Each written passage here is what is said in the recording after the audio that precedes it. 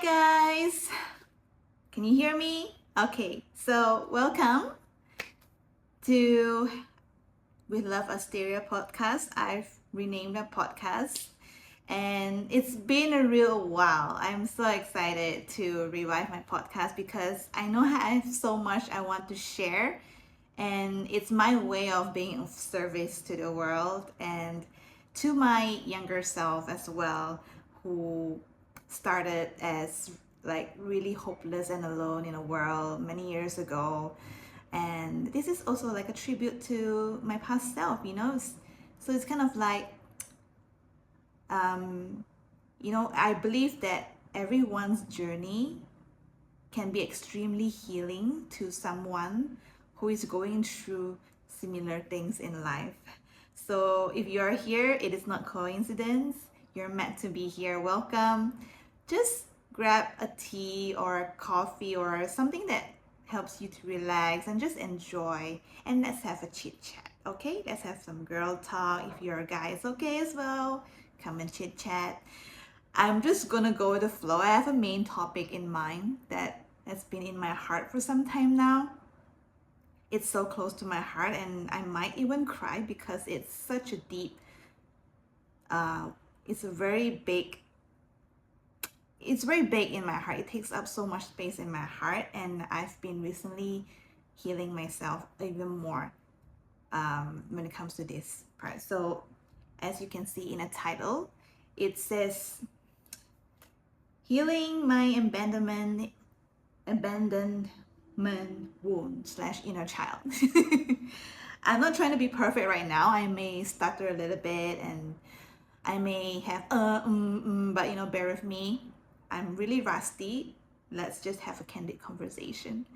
So I took some time to put out like this background here, and I'm recording on my phone. I'm recording a video, will be uploaded on my YouTube if you prefer to watch a video instead. And I don't know, my last episode was like 2024. And my last episode is actually really good. You should listen to it. It's on Spotify. I believe it's on Apple Podcasts as well. Search for With Love, Asteria, and I believe the episode is called something like Self Love is all about discovering yourself. It's so good. Sometimes once in a while we'll listen back to my own podcast and I'm like, wow, that's full of gems. I'm still quite like kind of shy about it, but you know what, girl, own it. You've come so far. And I hope that my voice is clear. I have my little cute pink mic here.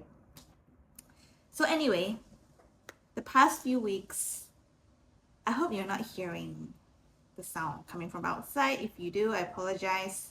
I'll try my best to be clear. Okay, so past few weeks, a really deep wound from my childhood came up, and it has a lot to do with mother wound. I have really deep mother wounds, and most of it came from generational trauma from my lineage, from my mom's mom, from my grandma's mom, from my great grandmother's mom, whatever. A lot of it carried forward, and I have so much compassion for my mom and my grandmother's times because it's so hard carrying this wound, and it's the abandonment wound, for asking for what you want, for expressing who you are, and being too much. So I'll tell you a story first of my childhood, right? I remember this scene very vividly until today. I was barely 7 or 8 years old. And I remember in my mind's eye, when I close my eyes, I can see from the eyes of my 8 or 7 year old self. She was crying pretty loud for attention, for love, behind the phone. How to say this? I don't have a mobile phone back then, right? So the house phones that you pick up and you you put it on your ear and you say hello, I forgot what you call that, but it's a house phone, home phone, basically. So I was crying behind that, and I remember crying on the phone. I called my uncle that, I was saying something like, Mom doesn't want me anymore. Mom says she don't want me anymore. She tell me to get out and never come back. And I was crying and sobbing and saying all these things. And why that happened? Because um, during that time, I had went to my cousin's place for a few times, I remember, and I was having so much fun. Kids love to play, and I was having so much fun with my cousins at their place, and I wanted to go back there as often as possible. And I was kind of like just bugging mom, how kids are like, right? And I went to my mom, and she was in the kitchen. She was trying to cook for the family, and she was not in the best mood. I didn't know at that time. I mean, I was a kid. I just wanted to play. I was feeling lonely. I was craving attention and love, right? So I was like, Mom, I want to go to my cousin's place and play, blah blah blah. And my mom snapped at me, like really hard. She said something like, I don't know, like, if you want to go, go, don't come back. Get out. Like, she raised her voice, she yelled at me. And that really fragmented my inner child into a million pieces. That really hurt me so much. And what I've learned from the experience as a child is that if you ask for what you want, you will be abandoned, you will be unloved, you are too much, and no one will like you, and you will upset people. Basically, the core is that you will get abandoned, right? And of course, after my mom yelled at me and I didn't know where to go. I couldn't go to my dad for comfort. My dad wasn't available for me emotionally as well. I didn't have anyone to support me.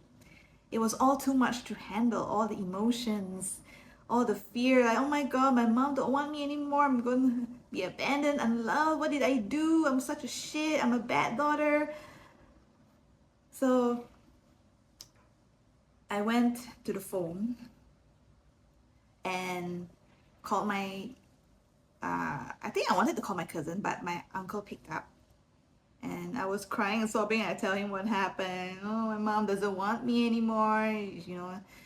I was crying. It was really, really heartbreaking when I watched this from my 8-year-old's POV. I was crying and sobbing to my uncle. And in my 8-year-old's eyes, vision, when she looked at the front, I actually can see my mom's back view in the kitchen. She was totally ignoring me. She was doing her own thing in the kitchen. And I felt so unseen. I felt so hurt. I could not bear it. Whew, that was getting a bit heavy. So, and how to say this? This has been buried deep within me for a long time. And it appeared a lot of times in my relationships, in my life, where I remember a lot of times, quite a few times really, when I'm in a relationship or I'm involved with someone I like, it ended really fast because it's either I run away before it gets too close, because if I'm close, I'm scared of getting abandoned, right? And it's either because when you're close, you will start to be a bit comfortable in asking for what you want. You start to feel like you want more, and then the fear comes up, and you're like, no, I'll be too much. I think I'll leave this person. I will let go of this relationship. I will abandon myself and keep everything to myself before the other person finds out. I'll get unloved and abandoned. So this appeared so much in my life, whether it's relationship, friendships, even at work. When I make a mistake, I'll be like, fudge, I'm gonna get fired, blah blah blah, I'm gonna get demoted. All it appears everywhere in my life. If you can resonate with this, put your hands on your heart and just breathe all the love that you have for yourself. And don't see this as a bad thing. It all came up because it's meant to be released. It wants to be released. It wants to be freed once and for all. And that's what I've been doing for the past few weeks, even more so. I know I've been in this in self-love journey, inner child journey for some time, but what I did specifically for the past few weeks is giving myself a healing, a quantum healing. Well, there's a lot of definition for quantum healing, but it basically, I'm releasing some energy as I express my truth right now, so that's kind of a good thing. Anyways, so I did give myself inner child healing to integrate that fragmented inner child, 8-year-old self back into my future self. So it's very simple, really. I know quantum healing makes it sound like very, what's that? It's so complicated. No, it's not complicated. It's just basically, okay, here's the physical realm, right? Right now, I can see my hands, I can see my phone, I can see my legs, my books. Everything here is physical, but what's in the quantum realm? It's the thing that you cannot see physically, but if you close your eyes, whatever you imagine and feel, those are in the quantum. That's why manifestations happen, right? Whatever you think and imagine and feel strongly towards, when you channel your energy towards, whether it's, you know, it can be a good thing, bad thing, but the brain cannot tell whether it's good or bad, right? Whatever you imagine in the quantum realm, that, you know, it becomes true. So I go into that quantum realm and I basically just go back into that past version of myself in that scene where it happened. And I give her love. I tell her, I'm here for you. You know, what happened is not your fault. I just tell her things that my inner child would want to hear, because she was blaming herself. She was blaming everything on herself. Like, oh, I fudged things up. I upset mom. I did something wrong. You know, she was blaming herself. She was crying so much. So what she wanted the most is just to be seen, to be told that, you know, what she feel, what she wants is not wrong. And I know your inner child also wants to hear those things. And my point of sharing this is to shed some light on the fact that your past, your current insecurities, your current fears, anxiety right now, they are all valid. They are all here for a reason.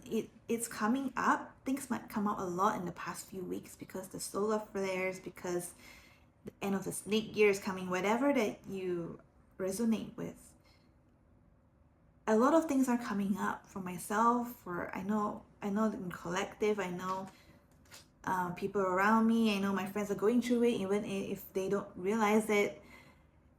I want you to know that these all is nothing to be afraid of, and you might be subconsciously blocking yourself from actually seeing that version of yourself resurfacing moment by moment in your day-to-day lives. Like, for example, I've been the cleaners are cleaning outside, so you might hear some stuff. I hope you can still hear me. I try to be louder. So anyways, what did I wanted to say? Oh no, I lost my train of thoughts. Yada yada yada yada yada. So oh no, it'll come back, right? So basically, I want you to know that you could be subconsciously avoiding yourself. Okay, I remember now.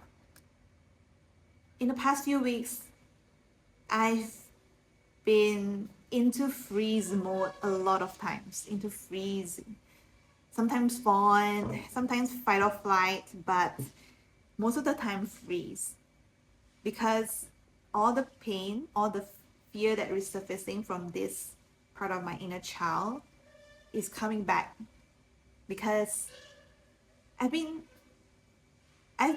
like super, how to say, healing works when you are always sitting with all of your emotions, when you are accepting yourself instead of pushing everything, when you are working on yourself. Basically, healing just happens and integrates and purge, it just happens naturally. It's just like how you poop every day. If you have fiber, and if you give yourself fiber every day, you are definitely going to poop, right? It's the same thing. If you give yourself that emotional fiber or spiritual fiber, you just naturally go through that healing. And a lot of us are not aware, but if you are self-aware enough, which can be nurtured and cultivated, you just go through it naturally. So that has been coming out for me. And what I meant about you might be subconsciously avoiding this in your day-to-day lives, I'll give you an example. Maybe you feel like sleeping in more than usual and you don't know why. You think you're just tired. You think you're just fatigued. Maybe you think your life just sucks, but it's actually deeper than that. Maybe it's your nervous system freezing because it's finding that something does not feel safe. Something outside of you is triggering something within you to actually look at it. For example, for the past few weeks, I've made several mistakes at work, right? Those are just small mistakes, and one of it is a little bit not really good, but because I have such compassionate, amazing bosses, I work with Eldora and Siman, so they're Ascension teachers, and the things they teach me helps me with this healing, of course. And because of them being able to hold space for me, I'm able to go through this really quickly. So, for example, I did a mistake, and I managed to. I'm a very responsible person. I'm very responsible. So it was resolved really quickly. But deep down, something in me wants to shut down and stay in shame and guilt. And you know that shame and guilt is a very low frequency. It will make you feel all sorts of reason to shrink, to hide, to shut down, basically. And shut down basically means like freeze or shock, right? It came as a shock first, and after that I'm like, freeze. Oh no, oh no, no, don't know what to do. Or then my body shuts down and it's like, let's go take a nap. And I've been taking a lot more naps. I've been sleeping in a lot more these past few weeks because the pain from my past, from my 8-year-old self, that vision of my mom abandoning me and yelled at me, subconsciously came back. My mother wounds came out to be healed. And because Eldora, my boss, she is a divine mother. A divine mother. She has so much light that a lot of things that she say and guide me has a lot of light. When she guides me, when she I can feel her love, and that triggers for my shadows, my deepest fears to come up, right? But it's a good thing. It's always a good thing. I always see that, when you get so-called triggered by someone, it's always there to help you heal. So always take that as in a positive light. So that's another topic. When you are triggered by something outside of you, and you go into freeze, maybe fight or flight, that you want to run away, maybe you try to project onto the other person. There's always something in you that is screaming for help. And it's all in your body, and your body has no way of communicating it in words unless you really sit down and feel it. So I've been noticing that in myself. And I remember when I was crying and sobbing and really wanting my mom's attention to say that, you know, she's sorry, she just shouldn't have yelled at me, she forgives me and hugs me and gives me love. She didn't do that. I was in so much shock, and it's really hurtful. um, how to say this? I hope you're getting what I'm trying to say, because this is very deep stuff. And it's okay if you don't get it right now. You can listen to this again if you want to after this. But I want you to take note, especially if you want to improve things for yourself, my first tip is always train yourself to be more self-aware. Notice your thought patterns. What are you thinking on a daily basis? What is your reaction when someone says or do something to you? It's actually for you. That person said something that made me want to snap back at her. What does that tell me? Example, someone said to me something, and I got triggered, right? And they corrected me on something, and I know deep down they are right, but I felt triggered. I almost wanted to come back and correct that person. Yeah. Then I think about it. It's one of my childhood trauma as well, where my parents, my mom especially, was always nagging me about everything I'm doing wrong. I'm never right. She's always right. And I've always felt like I don't have a voice and I cannot express myself properly. And that triggered my anger to come up to protect me. So that's the teaching, right? So the teaching here is that, okay, maybe I need to learn that, to honor and respect my voice and don't let others dictate whether I'm right or wrong. Sure, I can take feedback. I'm very good at taking feedback. I'm very good at taking constructive feedback, even the not so good ones, like the one-sided ones, because there's always something. Someone is always reflecting something to you, whether you like it or not, whether you think it's right or not. So the cleaners are hardworking today. Okay, thank you. Anyways, I just wanted to shed some light on the fact that you don't have to be afraid of your fears, basically, your insecurities. It comes up in any moment, basically. The moment you doubt yourself, that's an opportunity for you to get in and give yourself a lot of love. I'm somehow feeling perky today. I promised myself to not go on social media for a day at least, Saturday today. And so far I'm doing well. Sometimes I would subconsciously go to my phone and like, oh shit, I'm on Instagram. Okay, close the app. And I actually feel really good. I feel inspired to create, and so this podcast episode is going to be up soon. For the video version, you can find on my YouTube. You can find it on my Instagram, on my link tree. I'll definitely clear the background noise if I can. So anyways, I hope you're enjoying this episode so far. Feel free to share what gave you ahas, what inspired you, what you disagree or did not disagree.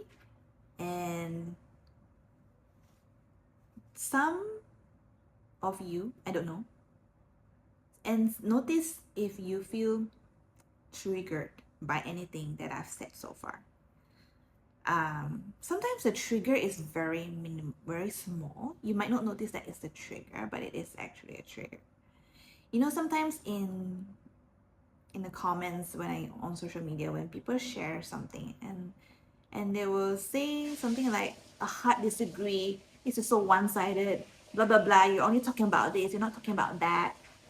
That is actually a very big trigger for that person, but they don't realize it. So notice the things that you feel tempted to say, catch that, notice your patterns. And it doesn't have to be very difficult, really. It doesn't have to be perfect either. I'm actually really good at introspecting, and I mean, I've been doing this for a long time. And when I first started my journey, my self-love journey, and I've always been such a nerd about all these things. It really lights my heart up to talk about such things. So I don't know. I'm just looking for more people to talk about such things, I suppose. Okay, what else do I want to share today? So I thought I'm going to cry in this episode, but apparently I don't. Yeah, cleaning is still going on. So I just want to share a little bit of what I did in that healing. By all means, I'm not promoting anything. I'm just sharing because I just want to let you know that investing in yourself, whether it's time, money, attention, devotion, energy in yourself, it's so worth it, you guys. I feel so liberated, and I'm going to give myself another healing today. I'm feeling something coming up as well. I'm feeling a big wound as well is coming up when it's for when I make mistakes and I get punished. I remember in my mind's eye, I made a mistake at home. Maybe I broke a plate, and my mom comes to me with the hanger or the cane. You know, as an Asian, I think you know what a cane is. That you know, the teachers and moms will slap, hit you on your ass, your legs, your hands, your back. Most of the time, it's my butt, my legs, and my hands. And this still comes up to me when I'm feeling some insecurity when I make a mistake. So the fear of making mistake is so huge, you guys. Every one of us goes through that. And if you're in shock mode, like I do, that makes you want to freeze and stay on a couch for long hours. That makes you want to sleep all day. That's a sign. And you don't need to do major movements right away. What I did to help me was, what I did was I was very gentle with myself. I remind myself to be very gentle with myself and move slowly. Just move slowly, whether it's a little bit of dance, whether it's breathing, stretching, somatic exercises. I've been learning that a lot as well for the past year. Like just touching yourself, bringing yourself back into your body. The key is to bring yourself back into your body. It can be touches, it can be focusing on your breath, because when you're scared, when you're triggered, you automatically go to here.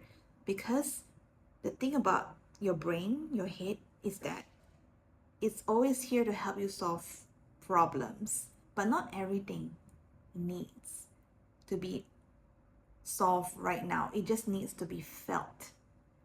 So that's why a lot of us are overthinkers.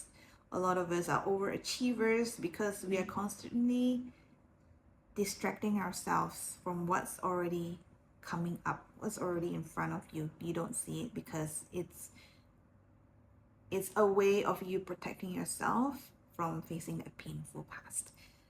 So I hope you got something out of this, and I apologize if I'm so everywhere. I don't have to apologize.